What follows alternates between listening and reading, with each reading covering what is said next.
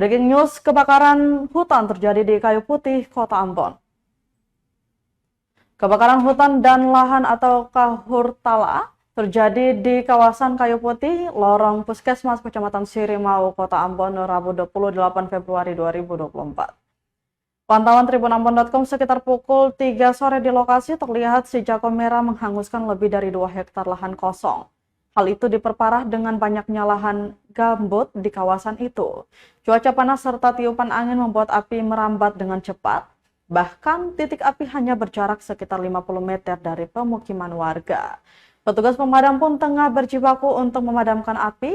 Staf Damkar Kota Ambon Victor Lewerisa mengatakan bahwa kebakaran sudah terjadi sejak pukul 10 pagi. Namun pihaknya baru mendapat laporan sekitar pukul 12 siang.